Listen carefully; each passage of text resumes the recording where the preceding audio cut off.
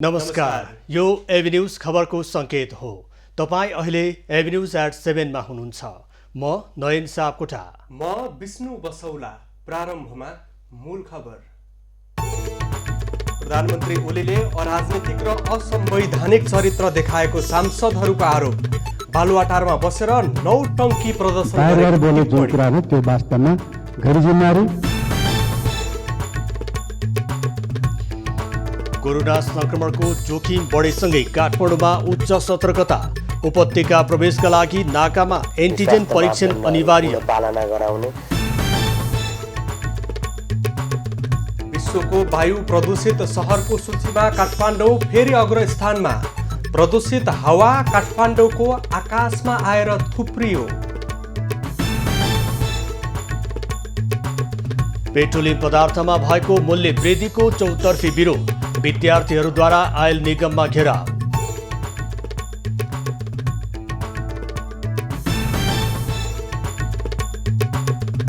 Corona संक्रमितको संख्या तीव्र गतिले बढेपछि भारतको महाराष्ट्रमा कडाई। आजदेखि रात्रिकालीन कर्फ्यू र सप्ताहन्तमा लकडाउन लागू। बाढी पहिरोका कारण इन्डोनेसिया र पूर्वी टिमोरको जनजीवन अस्तव्यस्त। मृत्यु हुनेको संख्या 91 पुग्यो। 40 जना भन्दा बढी बेपत्ता। र सङ्कटा क्लब आहारा गोल्ड कपको सेमिफाइनलमा मनाङ मर्साङदी 1-0 पराजित।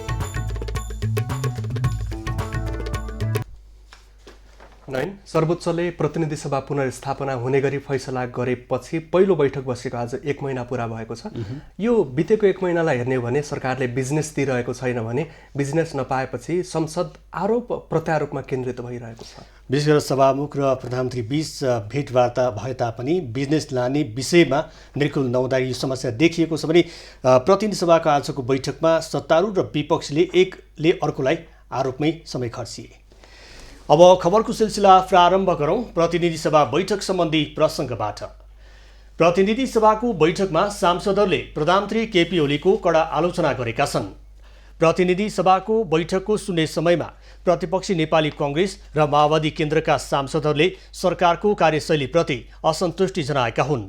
संसदले बनाएका प्रधानमन्त्री संसद र सिंहदरबारमा आउन डराएर बालुवाटारमै बसेर नौटङ्की प्रदर्शन गरेको उनीहरूको आरोप छ।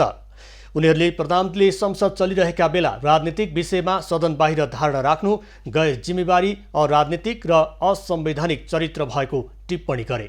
गैर जिम्मेवारी, अराजनीतिक र यो चाहिँ असंवैधानिक व्यवस्था चरित्रको उहाँ हो। त्यसतर्फ ध्यान गर्दै म सभामुख मार्फत उहाँले छिटोभन्दा छिटो यी सबै अमृत प्रश्नमा चाहिँ सहमा आएर जनताको सार्वजनिक केन्द्र प्रतिनिधिसभामा चाहिँ बोलाउन आग्रह गर्छु। धन्यवाद। राजनीतिक दलहरूले सधैँ चालबाजीको खेल खेल्नु शोभनीय हुँदैन। मुलुकको माग स्थिरता छ, समृद्धि छ, संविधानको कार्यान्वयन छ। संसदभित्रको अङ्कगणितले गर्दा संसदीय गतिविधि सञ्चालनमा कठिनाई उत्पन्न भएको भन्ने मान्य हो भने अर्ली इलेक्सनबाट आउने अङ्कगणित पनि योभन्दा नमिलेर आउन सक्छ। जनताले दिएको अभिमत र अङ्कगणितलाई मुलुकको स्थिरता र समृद्धिको पक्षमा मिलाएर लानु दलहरूको राजनीतिक धर्म, कर्म र दायित्व हो।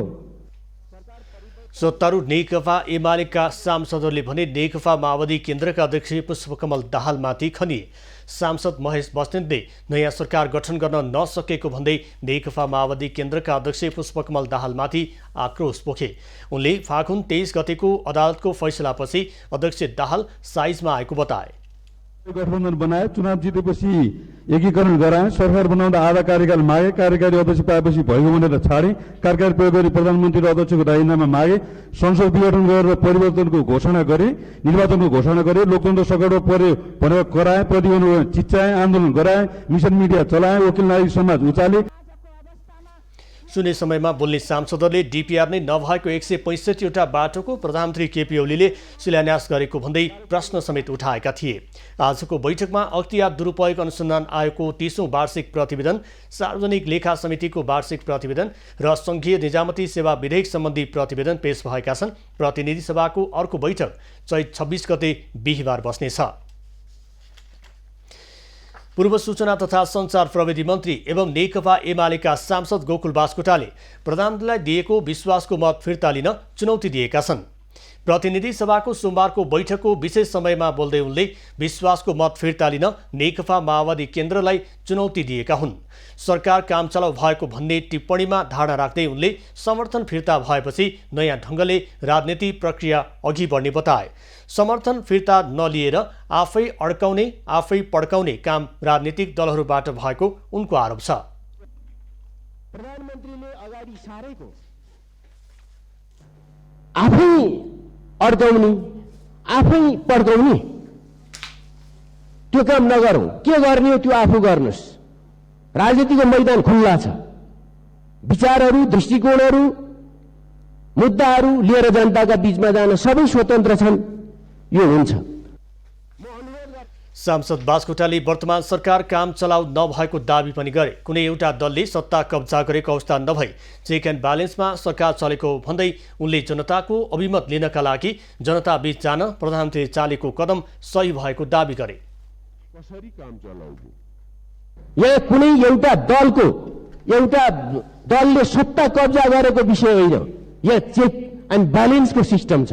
त्यसतर्फ हामीले महसुस गर्नुपर्दछ र मुलुकलाई निकास दिन नसक्ने हो भने ताजा जनादेशको कुनै विकल्प छैन। त्यसैले प्रधानमन्त्रीले वर्तमान अवस्थाको ठोस विश्लेषण गरेर संसद विघटन गर्नुभएको थियो। त्यो जनताको बीचमा जाने कुरा कुनै अलोकतान्त्रिक, असंवैधानिक वा लोकतन्त्र विरोधी कुरा हुने थिएन। सांसद बास्कोटाले नेकपा माओवादी केन्द्रका अध्यक्ष पुष्पकमल दाहालतर्फ संकेत गर्दै चुनावदेखि डराउनेहरूले ताजा जनादेशका लागि निर्वाचनमा जाने प्रधानमन्त्रीको कदमलाई प्रतिगमन भनेको टिप्पणी गरे। परराष्ट्र मन्त्री प्रदीप कुमार गेवालीले दार्चुलाको महाकाली नदी किनारमा भारतले बनाइरहेको तटबन्धको नेपाल र भारतका नापी अधिकारीले स्थलगत अध्ययन गर्ने बताएका छन्। प्रतिनिधि सभाको सोमबारको बैठकमा परराष्ट्र मन्त्री गेवालीले अप्रिल 12मा नेपाल र भारतका दुवै देशका नापी टोलीले स्थलगत अध्ययन गर्ने तय भएको जानकारी गराए। मन्त्री गेवालले महाकाली नदीको नेपाल भारत सीमामा भारतले सीमा मिचेर पर्खाल बनाएको भन्ने जानकारी संसद र सञ्चार माध्यममा सार्वजनिक भएपछि सरकारले पुस 22 गते प्रमुख नापी अधिकृतको नेतृत्वमा एक टोली बनाएर एउटा स्थलगत अध्ययन गरेको समेत जानकारी गराए। सम्बन्धमा सरकारले गएको पुस 22 गते नापी विभागका प्रमुख नापी अधिकृतको नेतृत्वमा परराष्ट्र मन्त्रालय, नेपाली सेना, सशस्त्र प्रहरी बल, नेपाल र जिल्ला प्रशासन कार्यालय दार्चुलाका प्रतिनिधिहरू सहभागी एउटा टोली बनाएर त्यसले स्थलगत अध्ययन गरेको थियो। अन्तर्राष्ट्रिय सीमाको सही ढङ्गले त्यसलाई रेस्पेक्ट गरिएको छ कि छैन, त्यसको स्याङ्क्टिटीको कदर गरिएको छ कि छैन भन्ने बारेमा यसले तथ्य प्रमाणहरू अगाडि सार्नेछ। आङ सान सुकीको दल नेसनल लिग फर डेमोक्रेसी एनएलडीले अत्यधिक बहुमत। यसैगरी मन्त्री गेवालले म्यानमार हिंसाप्रति नेपाल सरकारको गहिरो चिन्ता र चासो रहेको बताए। शान्तिपूर्ण प्रदर्शनमा पनि धेरै नागरिकको ज्यान गएको आफूहरूले देखेको भन्दै मन्त्री गेवालले त्यसविरुद्ध संयुक्त राष्ट्रसङ्घले पारित गरेको रेजोल्युसनमा समेत नेपालले समर्थन जनाएको बताए। अन्त्य गर्नका निम्ति आह्वान गरिएको यो प्रस्ताव संयुक्त राष्ट्रसङ्घको मानवाधिकार परिषदले नेपाल समेत भएर पारित गरेको र नेपालको विदेश नीतिको एउटा फन्डामेन्टल पिलर लोकतन्त्र, मानवाधिकार र विश्व शान्ति रहेको हुनाले यस मामलामा नेपाल सदैव स्पष्ट रहेको विश्वास म यो सदन समक्ष जानकारी गराउन चाहन्छु। यस्तै मन्त्री गेवालले राष्ट्रपति विद्यादेव भण्डारीको केही दिन पहिलेको बङ्गलादेश भ्रमणबारे पनि प्रतिनिधि सभालाई जानकारी गराएका थिए। सरकारले आगामी जेठ र असारमा कोभिड संक्रमणको दर उच्च बिन्दुमा पुग्न सक्ने भन्दै स्वास्थ्य मापदण्डलाई पालना गर्न सबैलाई आग्रह गरेको छ। प्रतिनिधि सभाको सोमबारको बैठकमा सरकारका तर्फबाट कोभिड नियन्त्रणका लागि भएका पहलबारे जानकारी दिँदै स्वास्थ्य तथा जनसङ्ख्या मन्त्री हृदेश त्रिपाठीले स्वास्थ्य मापदण्डलाई कडाइका साथ पालना गर्न आग्रह गरे। पछिल्लो समय कोभिड संक्रमितहरू बढ्दै गएको र छिमेकी भारतमा पनि बढ्दो दरमा रहेकाले स्वास्थ्य मापदण्डलाई कडाइका साथ पालना नगरे जेठ असारमा पुनः उच्च दरमा पुग्न सक्ने उनले चेतावनी दिए। जोखिम भत्ताको विषयमा हामीले के सोच्यौँ भने हाम्रा कार्यकर्ताले धपाइदिन्छन् कोरोनालाई त त्यसै भिडभाडमा भनेर। धन्य दैव कृपाले केही भएन, तर त्यो मापदण्ड उल्लङ्घन भएकै हो। ठिक हुनुभयो। जनतालाई हामी सचेत गराउने अनि सचेत गराउनेहरू नै त्यसका उल्लङ्घन गरिराख्ने भएको कुरो हो। त्यो चाहिँ योहरूले निर्वाचित मन्त्री त्रिपाठीले महामारी नियन्त्रणका लागि सरकारले समयमै आवश्यक नीतिगत तथा कानुनी व्यवस्था गरेको स्पष्ट पारे। गत पुस 20 गते नै कोभिड-19 खोप प्राप्ति र कार्यान्वयनका लागि सरकारले सबै आवश्यक निर्णयहरू भएको उल्लेख गर्दै उनले खोपको आपतकालीन प्रयोगको अनुमति प्राप्त गरी आवश्यक कानुनी व्यवस्था गर्न औषधि तेस्रो संशोधन अध्यादेश 2077 जारी गरिएको बताए। तर अध्यादेश संसदको पहिलो बैठकमा पेश हुन नसकेकोमा उनले चिन्ता व्यक्त गरे। मन्त्री त्रिपाठीले असारभित्र 60 लाख मानिसलाई कोभिड-19 विरुद्धको खोप लगाउन प्रयासरत रहेको समेत बताए। काठमाडौँ जिल्ला कोभिड-19 सङ्कट व्यवस्थापन समितिले काठमाडौँ प्रवेश गर्ने नाकामा एन्टिजेन परीक्षण गर्ने निर्णय गरेको छ। जिल्ला प्रशासन कार्यालय काठमाडौँमा सोमबार बसेको समिति बैठकले उपत्यका प्रवेश गर्न अनिवार्य एन्टिजेन परीक्षण गर्नुपर्ने र यसको व्यवस्थापन सम्बन्धित नगरपालिकाले मिलाउने निर्णय गरेको छ। यसैगरी बैठकले परीक्षणको लागि एन्टिजेन किट स्वास्थ्य कार्यालयबाट उपलब्ध गराउन र यदि एन्टिजेन परीक्षणबाट नेगेटिभ देखिएको तर व्यक्तिमा लक्षणदेखि शङ्कास्पद लागेमा PCR परीक्षणको स्वाब सङ्कलन गरी पठाउन समेत निर्देशन दिएको छ। बैठकले नगरपालिकाहरूमा सञ्चालित आइसोलेसन केन्द्र र क्वारेन्टिन सेन्टरलाई अद्यावधि गर्न र नगरपालिकाहरूलाई आफ्नो आफ्नो नगरपालिका क्षेत्रभित्र एकवटा आइसोलेसन र क्वारेन्टिनको व्यवस्था गर्न आग्रह गरेको छ। क्वारेन्टाइनको व्यवस्था गर्ने र सङ्क्रमित व्यक्तिहरूलाई चाहिँ अब त्यस्तो देखिएमा तुरुन्त रिफर गर्ने भन्ने कुराहरू पनि भाव छ। अनि स्वास्थ्य मापदण्डहरू पूर्ण पालना गराउने र भिडभाड हुने कार्यक्रमहरू नगर्ने भन्ने भएको छ। र अब नगरी नहुने त्यस्तो कार्यक्रम पर्यो भने स्वास्थ्य प्रोटोकल पालना गरेर अनिवार्य रूपमा मास्क लगाएर चाहिँ भौतिक दूरी कायम गरेर चाहिँ कार्यक्रमहरू गर्ने भन्ने कुराहरू भएको छ। त्यस्तै कोरोना फैलिन नदिन जनचेतनामूलक कार्यक्रम सञ्चालन गर्ने, विद्यालयमा मास्क सेनिटाइजरको व्यवस्था अनिवार्य गर्ने निर्णय पनि गरेको छ। त्यस्तै सार्वजनिक कार्यक्रम पनि सम्बन्धित निकायको अनुमति बिना गर्न नपाइने निर्णय पनि समितिले गरेको छ। नेपालमा पछिल्लो समय कोरोना सङ्क्रमितको सङ्ख्या बढ्दै गएको छ। सोमबार थप 266 जनामा कोरोना सङ्क्रमण पुष्टि भएको स्वास्थ्य तथा जनसङ्ख्या मन्त्रालयले जनाएको छ। यो सँगै नेपालमा कोरोना सङ्क्रमितको सङ्ख्या 2,78,210 पुगेको छ। त्यस्तै कोरोनाको कारण थप 4 जनाको मृत्यु भएको छ। हालसम्म नेपालमा 3036 जनाले कोरोना सङ्क्रमणको कारण ज्यान गुमाएका छन्। पछिल्लो समय 102 जना सङ्क्रमित पछिल्लो 24 घण्टामा निको भएका छन्। हालसम्म नेपालमा 2,73,342 जना कोरोना मुक्त भएको मन्त्रालयले जनाएको छ। हाल नेपालमा 1832 जना आइसोलेसन र 64 जना क्वारेन्टिनमा रहेका छन्। हालसम्म 22,89,824 वटा नमुना PCR विधिबाट परीक्षण गरिएको छ। केही समय यता राजधानी काठमाडौँ लगायत देशभर वायु प्रदूषणको स्तरले खतराको सूचकाङ्क पार गरेको छ। प्रदूषण बढ्दा सर्वसाधारणमा श्वास प्रश्वासको समस्या, आँखा पोल्ने र छालाका सङ्क्रमण जस्ता समस्या देखिन थालेको छ। स्वस्थ जीवनका लागि स्वस्थ वातावरण निकै महत्त्वपूर्ण हुन्छ। तर विगत केही समयदेखि काठमाडौँ लगायत देशभरको वातावरण प्रदूषित बन्दै गएका छन्। अझ केही साता यता काठमाडौँको वायु प्रदूषणको सूचाङ्क विश्वकै प्रदूषित सहरहरूको सूचीमा समेत पर्न थालेको छ। सोमबार पनि काठमाडौँको वायु प्रदूषण विश्वकै अग्रस्थानमा पुगेको छ। बढ्दो वायु प्रदूषणका कारण आँखा पोल्ने, छालामा सङ्क्रमण, नाक सुक्खा हुने लगायतका समस्याले सताएको सर्वसाधारण बताउँछन्। यो सबभन्दा उता नाक एकदम पोल्ने होइन, भित्रभित्र नाक चिलाउने पोल्ने, अनि आँखा एकदम पोल्ने, यो के अरे तपाईँ यसरी बस्दा बस्दै पनि रिङाटो लाजस्तो हुने, त्यो के अरे घाँटी पोल्ने एकदम उ भएको छ क्या। यो वायु प्रदूषणले धेरै मान्छेलाई समस्या चाहिँ गराएको छ। बाहिर हिँड्दा भनौँ आँखा पोल्ने होइन, अनि खोकीहरू लाग्ने भइरहेछ, बाहिर हिँड्न धेरै गाह्रो भइरहेछ।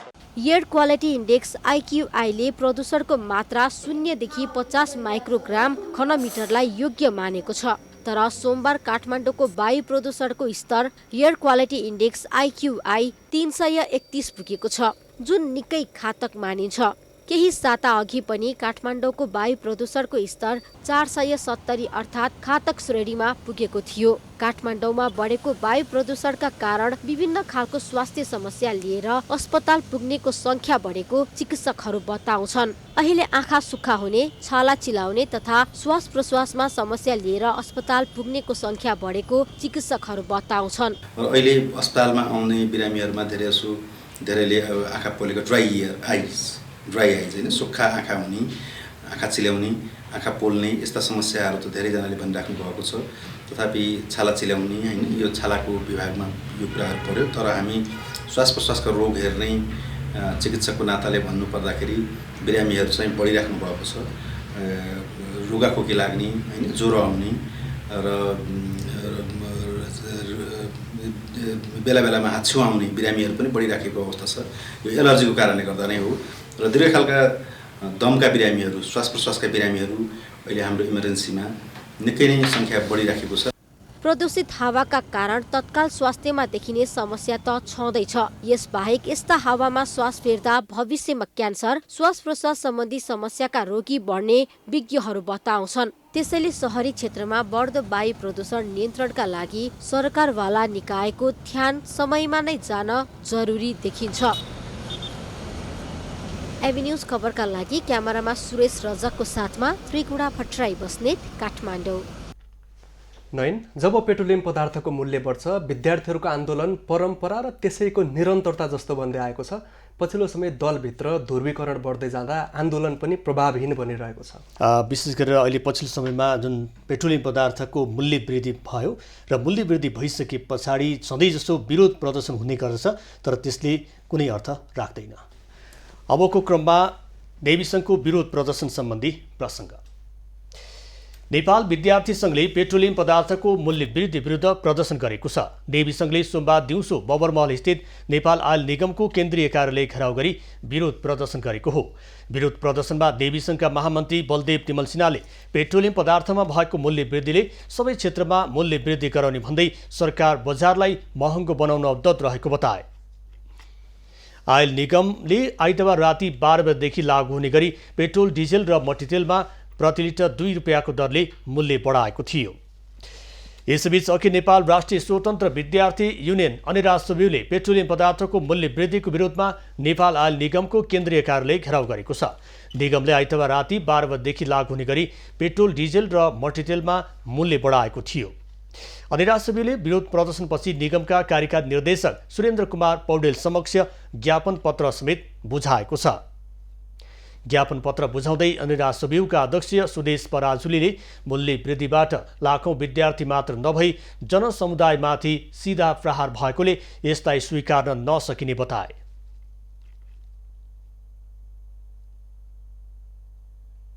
यसर्थ पेट्रोलियम पदार्थको माग गरिएको मूल्य वृद्धिका कारण आम उपभोक्ता, विद्यार्थी तथा श्रमजीवी वर्गमाथि पर्न गएको असरप्रति जिम्मेवार बन्न र बढाएको मूल्य खारेज गर्न सरकारसँग जोरदार माग गर्दछौँ। आयल निगमसँग पनि जोरदार माग गर्दछौँ। ज्ञापन पत्र बुझ्दै निगमका कार्यकारी निर्देशक पौडेलले प्रत्येक 15-15 दिनमा मूल्य समायोजन गर्ने व्यवस्था अनुरूप मूल्य वृद्धि गरिएको बताए। निगमसँग भण्डारण क्षमता नभएकोले भारतले मूल्य बढाउने बित्तिकै नेपालमा पनि मूल्य बढाउनु पर्ने बाध्यता रहेको उनको भनाइ थियो। आज मात्रै मैले कुरा गर्दाखेरि हाम्रो यो नोक्सानको कारणले गर्दा 6 महिना 7 महिना अगाडि फिक्स्ड डिपोजिटमा लगानी गरेको पैसाहरू डुप्लिकेट गरेर हामीले पठाइरहेको छौँ। त्यस्तो स्थिति छ। त्यसो भएको हुनाले यो कुरो यहाँले बुझिदिनुहुन्छ भन्ने आशा छ। तैपनि यहाँहरूको मागलाई हामी त एउटा बाहाको होइन, सरकारको एउटा अङ्ग हो। हामीले धेरै हाम्रो आफ्नो नाफा नोक्सान निर्णय हामी गर्न सक्छौँ। त्यो बाहेकका निर्णयहरूका लागि हामी सरकारमा हामी पठाइदिन्छौँ। अहिले नै यो हाम्रो उद्योग मन्त्रालयमा पठाइदिन्छौँ। मूल्य वृद्धि भएसँगै पेट्रोलको मूल्य प्रति लिटर 120 रुपियाँ पुगेको छ। डिजेल र मट्टितेलको मूल्य प्रति लिटर 103 रुपियाँ पुगेको छ। कर्णाली प्रदेशका सांसदहरूले विकासका दृष्टिकोणले कर्णाली प्रदेश पछाडि पर्दा समेत सरकारले बेवास्ता गरिरहेको गुनासो गरेका छन्। प्रतिनिधि सभा अन्तर्गतको विकास तथा प्रविधि समितिको बैठकमा सांसदहरूले कर्णाली प्रदेशका नागरिकलाई सरकारले मानवीय दृष्टिकोणले समेत नहेरेको गुनासो गरेका हुन्। 16 किलोमिटर बनाउनु भयो, चान्चुन 90 किलोमिटरभन्दा धेरै कालोपत्री बिग्रिया छ, भत्किया छ। अब कर्णालीको दशा कस्तो हुने? कर्णालीले राति हिँड्न पाउँदैन अनि एक्सिडेन्ट कम भयो हो। कर्णालीले वानवे मात्रै हिँड्न पाउँछ, त्यसो भए उनीहरूले एक्सिडेन्ट कम भयो, सेफ्टी बेल्ट हाल्नु भएको छ, त्यसले पनि हामी केही धनजनको क्षति कम भएको छ र राति हिँड्न पाउँदैन किनभने त्यहाँ एक्सिडेन्ट बढी हुन्छ भनेर। हामी कति पछाडि छौँ? 24 घण्टामा 12 घण्टा हामी पछाडि छौँ। सांसद गोपाल बहादुर बमले सरकारले विकास भएको ठाउँमा विकासका योजना ल्याउने तर विकास नभएको कर्णालीका लागि कुनै पनि योजना नदिने गरेको गुनासो गरे। विकास गर्ने कि विकास भएन भने यहाँ त के रहेछ भने विकास भइरहेको ठाउँ विकास गर्ने, सडक भइरहेकोमा सडक बनाउने, जहाँ सडक बनिरहेको छ, जहाँ सडक छन्, जहाँ सुविधा छ त्यसैमा ठुलो ठुलो करोडौँ अरबौँ बजेट हालेर त्यहीँ विकास गर्ने।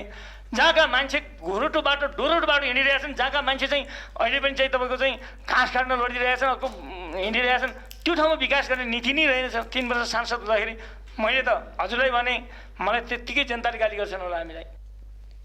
सांसद चक्रबहादुर लामाले काठमाडौँको अर्थतन्त्र र कर्णालीको अर्थतन्त्रमा एउटा युगको नै फरक रहेको बताए। कर्णालीमा सरकारको ध्यान नजाँदा अझै पनि कर्णाली राष्ट्रिय अर्थतन्त्रमा जोडिन नसकेको उनको भनाइ थियो। अर्थतन्त्र अझै पनि गुजारामा सीमित बन्नुपर्ने बाध्यतामा कर्णाली रहेको पनि बताए। अर्थतन्त्र हो, त्यो उत्पादनको स्वरूपमै फरक छ। कर्णालीको अर्थतन्त्र भनेको गुजाराको अर्थतन्त्र हो, त्यो बाटर इकोनोमी हो। त्यो बजार बल्ल बल्ल आउन लागिएको छ, किनभने बाटो भएन भने बजार आउँदैन त्यहाँ। त्यसैले एउटा युगको ग्याप छ। हामीहरू चाहिँ गुजारा अर्थतन्त्रमा छौँ, यहाँहरू हुनुहुन्छ तपाईँको बजार अर्थतन्त्रमा। त्यस कारणले हाम्रो एउटा युगको ग्याप भएको भन्नाले यो ग्यापलाई परिपूर्ति गर्नको लागि विकास चाहिँदो रहेछ। अब विकास भनेको त बजार अर्थतन्त्रमा आउनु हो। सांसदले कर्णालीको विकासका लागि पहिलो प्राथमिकता सडक नै रहेको बताए। कर्णालीको सडक निर्माणका लागि नेपाली सेना नै उपयुक्त रहेको पनि सांसदहरूको भनाइ छ। प्रतिनिधि सभाको सोमबारको बैठकको सुन्ने समयमा सांसदले आफ्नो क्षेत्रगत समस्याका विषयमा सरकारको ध्यानाकर्षण गराएका छन्। सांसद मोहन प्रसाद पाण्डेले सिद्धार्थ राजमार्ग अन्तर्गत पोखरादेखि बुटोलसम्मको सडक खण्ड मर्मत तथा स्तर उन्नतिका लागि सरकारको ध्यानाकर्षण गराए। योगेश कुमार भट्टराईले ताप्लेजुङ दोभानका आगलागी पीडितलाई तत्काल राहत सहयोग उपलब्ध गराउन सरकारको ध्यानाकर्षण गराए। सांसद मेटमणि चौधरीले चुरे संरक्षण हुनुपर्ने भन्दै चुरे दोहन गरी अवैध कारोबारमा संलग्नलाई कारवाही गर्न माग गरे। मार्गका निम्ति बजेट विनियोजन गरिएको छैन, किन पूर्वाग्रह राखेको छ? म हार्दिकतापूर्वक आग्रह गर्न चाहन्छु। त्यसै गरी शालिग्राम शिलाका सन्दर्भमा तटबन्ध निर्माण गर्नका निम्ति पर्याप्त बजेट विनियोजन गर्न म हार्दिकतापूर्वक आग्रह गर्दछु। ताप्लेजुङ जिल्लामा पटक पटक आगलागीको पीडा महसुस भइरहेको छ र बजारमा मात्रै सदरमुकाममा मात्रै केही वर्षभित्रै 5 पटकभन्दा बढी आगलागी भएको छ। यस्तो अवस्थामा म सम्माननीय सभामुख मार्फत दोभानमा भएको आगलागी पीडितहरूलाई तत्काल आवास र दैनिक आवश्यकताको व्यवस्था गर्न साथै दीर्घकालीन पुनर्स्थापनाको लागि भूकम्प पीडित सडकको सुविधा उपलब्ध गराउन नेपाल सरकारसँग माग गर्न चाहन्छु। सांसद मोहन बान्यालले कर्णाली राजमार्गको सुर्खेतदेखि नागमसम्मको सडक सुधार गर्न सरकारको ध्यानाकर्षण गराए। सांसद राजेन्द्र कुमार केसीले मेलम्चीको पानी कीर्तिपुरवासीलाई पनि वितरण गर्ने व्यवस्था मिलाउन आग्रह गरे। सांसद भैरव बहादुर सिंहले बझाङका 12वटा स्थानीय तहमा खडेरी परेको, हिउँदे बाली सुकेको र स्थानीयहरू भोकमरीको चपेटामा परेको भन्दै तत्काल खाद्य आपूर्ति गर्न सरकारसँग माग गरे। तर उपत्यकाका 4 सहरहरू मध्ये कान्तिपुर, ललितपुर, भक्तपुर तथा कीर्तिपुर मध्ये कीर्तिपुर नगरवासीले हालसम्म पानी पाएका छैनन्। 60 लाख लिटर क्षमताको स्टोरेज ट्याङ्क निर्माण भइसकेको छ। घर घरमा नयाँ तथा पुराना पाइपलाइनहरू जडान भइसकेको छ। यद्यपि कीर्तिपुर नगरवासीहरू काकाकुल अवस्थामा रहेको जानकारी गराउन चाहन्छु। तसर्थ तत्काल कीर्तिपुर नगरवासीलाई पानी वितरण होस् भनी जोरदार माग गर्न चाहन्छु। सांसदहरूले संसदलाई प्रभावकारी नबनाएको भन्दै सरकार र दलहरूको ध्यानाकर्षण पनि गराएका छन्। पूर्व राजा ज्ञानेन्द्र शाह भारत भ्रमणमा जाने भएका छन्। भारतको हरिद्वारमा सञ्चालित महाकुम्भ मेला 2021 विशेष समितिद्वारा गरिएको विशेष आमन्त्रणमा सहभागी हुन चैत 26 गते जान लागेका हुन्। पूर्व राजा शाहसँगै पूर्व रानी कोमल शाह पनि जाने भएकी छन्। वाणिज्य आपूर्ति तथा उपभोक्ता संरक्षण विभागले काठमाडौँको बालजो स्थित राजेश हार्डवेयरलाई ठगीको आरोपमा कारबाही गरेको छ। कमतौलको फलामे डन्डी बिक्री गरेर उपभोक्तालाई ठगी गरेको भन्दै विभागले राजेश हार्डवेयरलाई तत्कालका लागि 3 लाख जरिवाना गरेको छ। गत शुक्रबार आफूले खरिद गरेको फलाम जन्य वस्तुमा प्रति किलो 10 देखि 15% कम तौल पाएपछि गोरखकाली सोलर एन्ड मेटल वर्कसपले उजुरी दिएको थियो। सागरमल अग्रवालको नाममा दर्ता रहेको सो हार्डवेयरले ठगी गरेको पुष्टि भएपछि वाणिज्य आपूर्ति तथा उपभोक्ता संरक्षण विभागले तत्कालका लागि 3 लाख जरिवाना गरेको हो।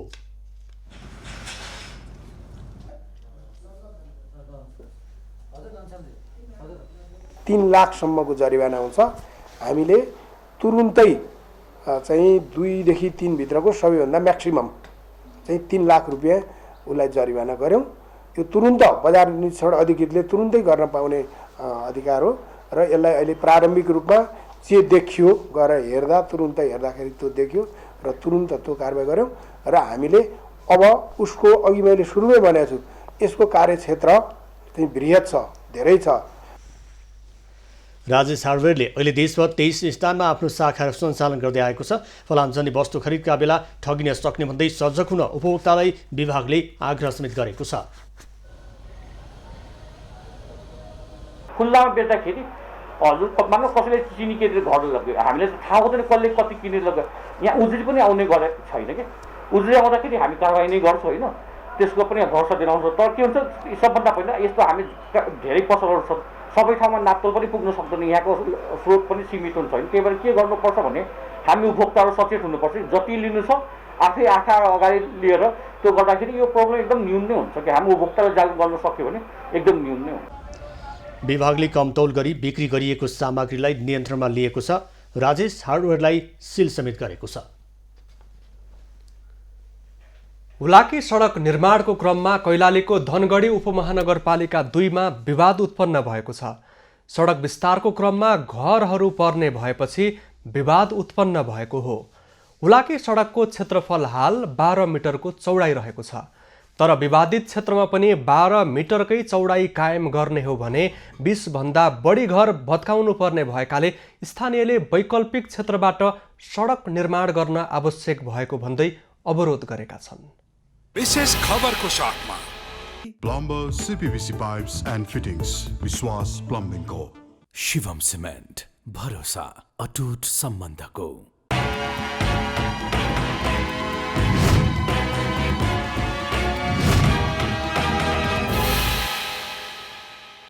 नजिकै रहेको सामुदायिक वन हुँदै सडक निर्माण हुनुपर्ने भन्दै स्थानीयवासीले जिल्ला अदालत कैलालीमा मुद्दा समेत दायर गरेका छन्। सामुदायिक वन क्षेत्रबाट सडक विस्तार भएमा सामुदायिक वनलाई समेत क्षति नहुने र टोलमा क्षति कम हुने स्थानीयवासीको भनाइ छ।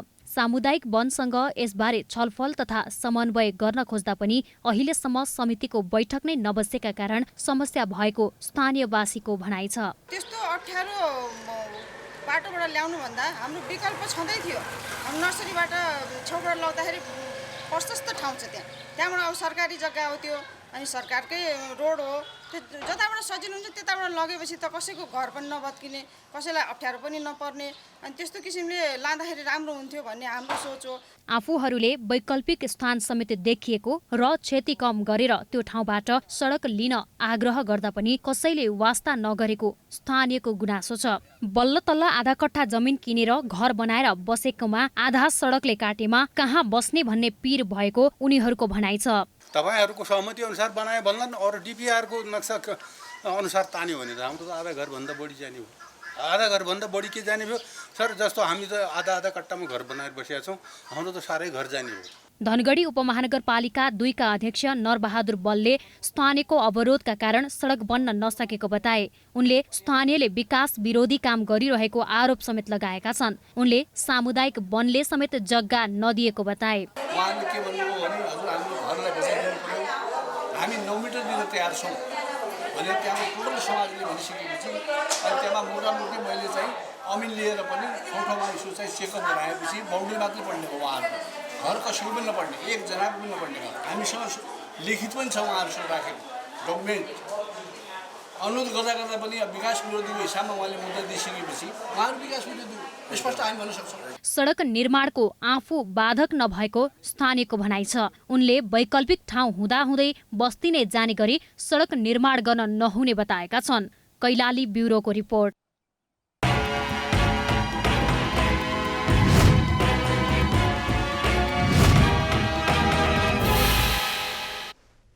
पर्याप्त मात्रामा सिंचाई, आवश्यक जनशक्तिको अभावका कारण क्रमिक रूपमा चैते धान लगाउने परम्परा हराउँदै गएको छ। विगतमा चैते रोपाइँसँगै हरियो हुने पाल्पाका अधिकांश खेतहरू अहिले खाली रहेका छन्। तर पाल्पाको रामपुर नगरपालिका 4 को माथिल्लो बडभान र तल्लो बडभान क्षेत्रमा भने चैते रोपाइँको चटारो रहेको छ।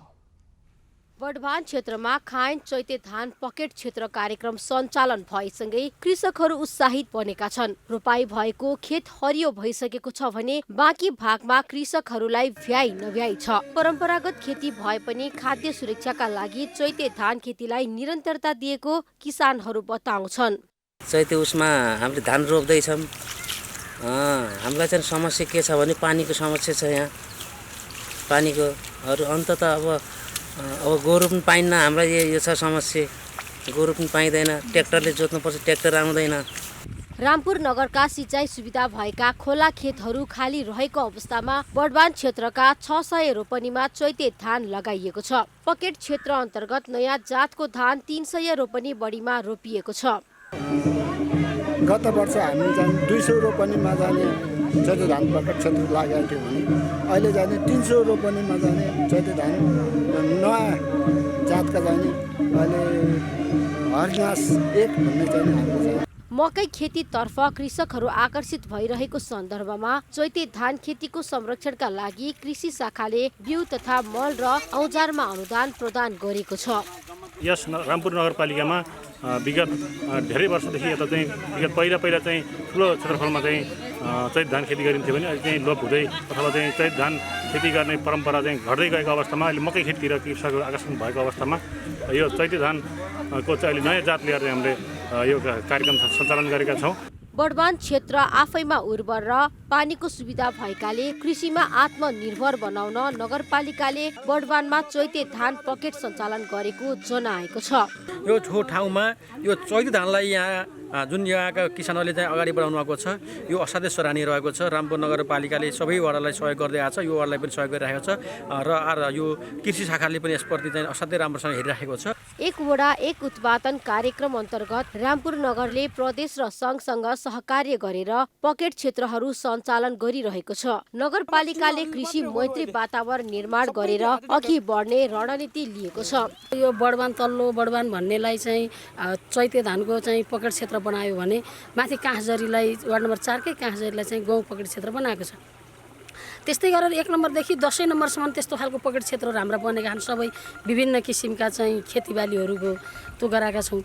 विगतमा 1500 हेक्टेयर क्षेत्रफलमा खेती हुँदै आएकोमा त्यतिबेला सिँचाइको पर्याप्त सुविधा नभएको रामपुरै सँगै जिल्लाका सीमित स्थानमा मात्र खेती हुँदै आएको छ। वरिष्ठ कलाकार निर शाहले औद्योगिक चरित्र हासिल गर्न नसकेका कारण चलचित्र क्षेत्र उद्योगको रूपमा स्थापित हुन नसकेको बताएका छन्।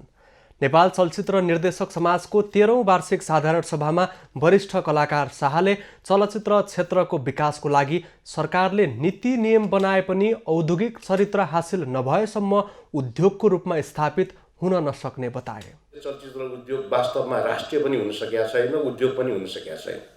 हामीले जतिसुकै कराएर चिच्चाएर अगाडि बढे पनि त्यो हुनेवाला छैन। औद्योगिक चरित्र इन्डस्ट्रियल क्यारेक्टरिस्टिक्स हासिल गर्न नसकेका कारणले गर्दाखेरि यो उद्योगका रूपमा स्थापित हुन नसकेको हो। सरकारले सघाउने रुल नियमहरू आफ्ना ठाउँमा छन्। वरिष्ठ कलाकार शाहले चलचित्र क्षेत्र आफै राष्ट्रिय स्तरको बन्न नसकेको गुनासो गरे। उनले जबसम्म देशमा भएका सम्पूर्ण भाषा, संस्कृति, संस्कारलाई सन्तुलित ढङ्गबाट अगाडि बढाउन सकिँदैन तबसम्म चलचित्र उद्योगले राष्ट्रिय रूप हासिल गर्न नसक्ने पनि बताएका छन्। नेपाली चलचित्र क्षेत्र अझै पनि संस्थागत हुन सकिरहेको छैन। अझ कोरोना महामारीको कारण यो क्षेत्र ठप्प प्राय भएको छ। नेपाल चलचित्र निर्देशक समाजको साधारण सभामा सहभागीलाई हामीले सोधेका थियौं, चलचित्र क्षेत्रलाई चलायमान गराउन के गर्नु पर्ला? उनीहरूको भनाई आजको हामीलाई भन्नु छमा।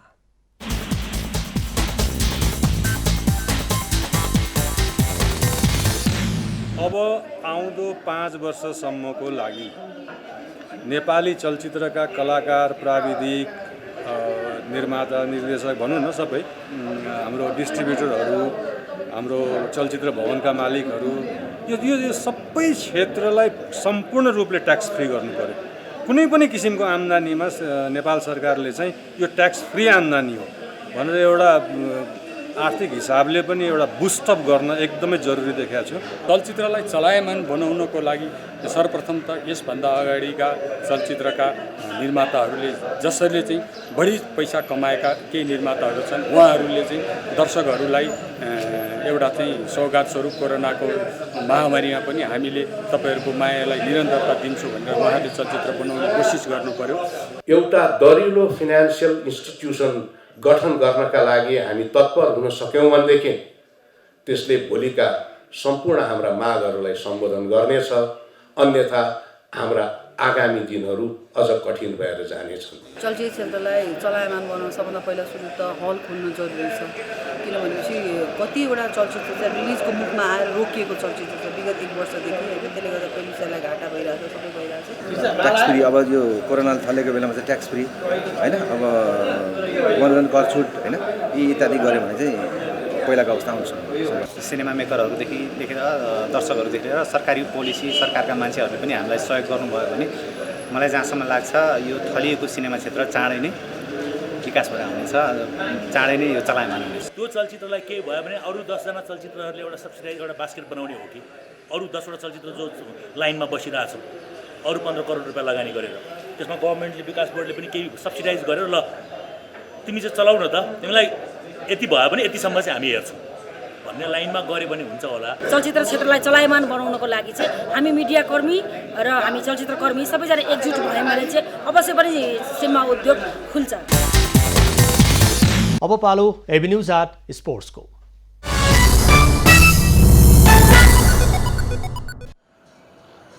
नेपाली राष्ट्रिय क्रिकेट टिमकी कप्तान रुबिना छेत्रीको शानदार ब्याटिङमा प्रदेश 1 ले ललितपुर मेयर महिला क्रिकेट च्याम्पियनसिपमा लुम्बिनी प्रदेशलाई 10 विकेटको लज्जास्पद नतिजामा हराएको छ।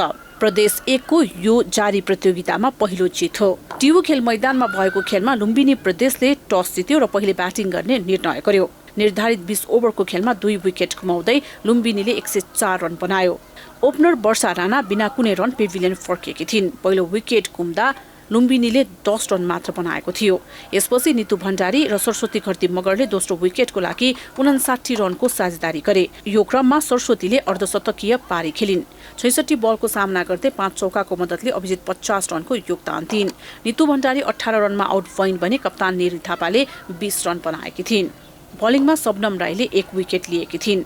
जवाफमा 105 रनको विजय लक्ष्य पछाएको प्रदेश 1 ले 13.2 ओभरमै बिना कुनै विकेटको नोक्सानीमा लक्ष्य पूरा गर्यो।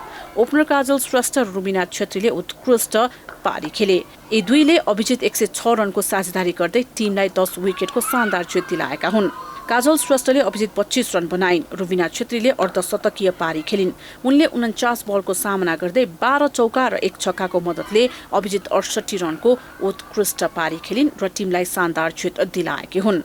पहिलो खेलमा भने प्रदेश 1 सशस्त्र प्रहरी बल एपीएफसँग पराजित भएको थियो। यो जितमा प्रदेश 1 ले अङ्कको खाता खोलेको छ। उसले 2 अङ्क जोड्दा लुम्बिनी प्रदेशको भने यो लगातार दोस्रो हार हो।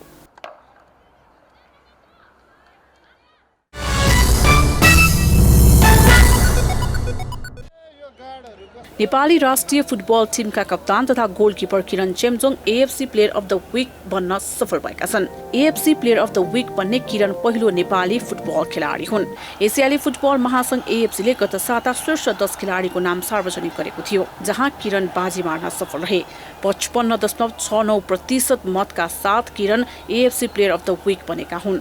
20.72% मतका साथ साउदी अरबियाका सले अल सेहरी दोस्रो र इराकका अल अली महवै 10.16% मतमा तेस्रो भएका छन्। किरणको कप्तानीमा नेपालले गत साता बंगलादेशलाई 2-1 ले मात दिँदै थ्री नेसन्स कपको उपाधि उचालेको थियो। थ्री नेसन्स कपमा 2 खेलमा क्लिन सिट राखेका किरणले फाइनलमा भने 1 गोल खाएका थिए। किरण आई लिगमा राउन्ड ग्लास पन्जाबबाट व्यावसायिक फुटबल खेलेर थ्री नेसन्स खेल्न नेपाल आएका थिए। पन्जाबले 4औं स्थानमा लिग सकाए पनि उनी आई लिगकै उत्कृष्ट खेलाडी चुनिएका थिए। यिनै Kiran AFC player of the week बन्न सफल भएका हुन्।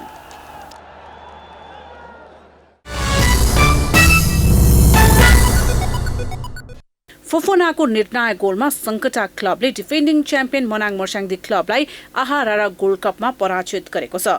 यो जितमा सङ्कटा क्लब भने प्रतियोगिताको सेमिफाइनलमा प्रवेश गरेको छ। खेलको 44औं मिनेटमा फोफोनाले गोल गरे र सङ्कटाले खेलमा 1-0 को अग्रता कायम गर्यो। डिफेन्डिङ च्याम्पियन मनाङ दोस्रो हाफमा पनि खेलमा फर्कन सकेन। दुवै टिमबाट थप गोल नहुँदा फोफोनाको गोल नै निर्णायक बन्यो र सङ्कटा मनाङ मर्स्याङ्दीलाई 1-0 ले मात दिँदै प्रतियोगिताको अन्तिम 4मा स्थान बनाउन सफल भएको छ। यसअघि सशस्त्र प्रहरी बल एपीएफ र अफ्रिकन रूट भने सेमिफाइनलमा प्रवेश गरिसकेका छन्। प्रतियोगिता अन्तर्गत मंगलबार थ्रो स्टार र नेपाल प्रहरी बीच प्रतिस्पर्धा हुनेछ।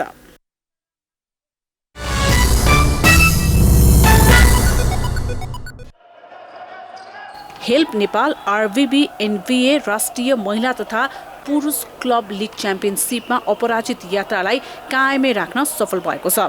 अपराजित यात्रालाई 4 खेलसम्म पुर्याउन हेल्प नेपालले नेपाल प्रहरीलाई अत्यन्त सहज नतिजामा हराएको छ।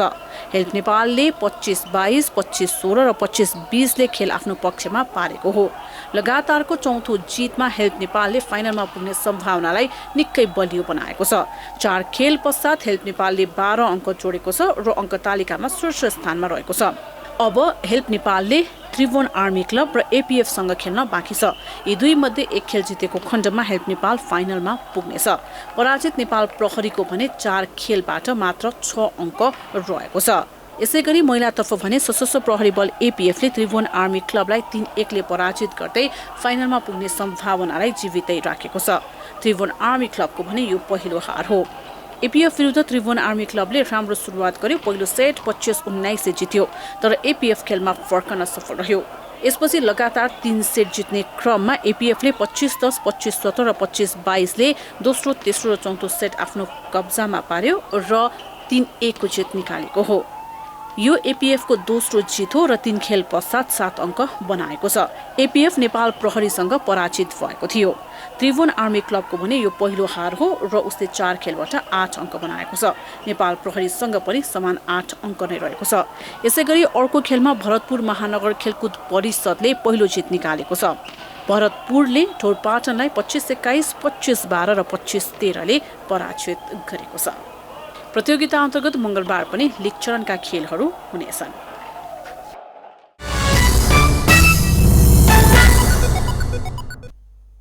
अब पालो एभिन्यूज एट मौसमको।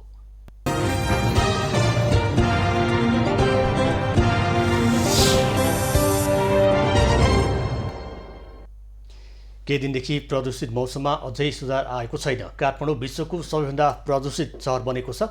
आज देशका अधिकांश स्थानको मौसम हुस्सु र कुरेल ढाक्यो।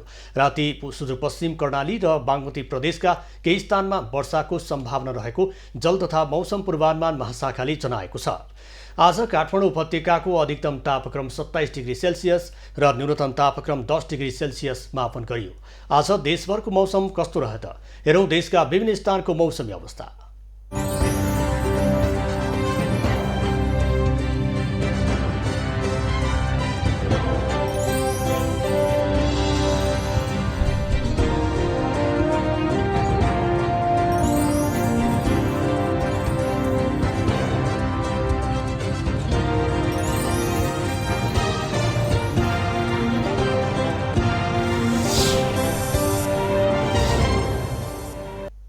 अहिलेलाई खबरको क्रम यति नै। एभिन्यूज खबरका यी सहित अन्य विस्तृत खबरका लागि www.avenews.tv लगअन गर्न सक्नुहुनेछ। युट्युब, फेसबुक र ट्विटरमा पनि हामीलाई फलो गर्न सकिनेछ। खबर भित्रको खबरका लागि हेर्दै रहनुहोला एभिन्यूज खबर। नमस्कार।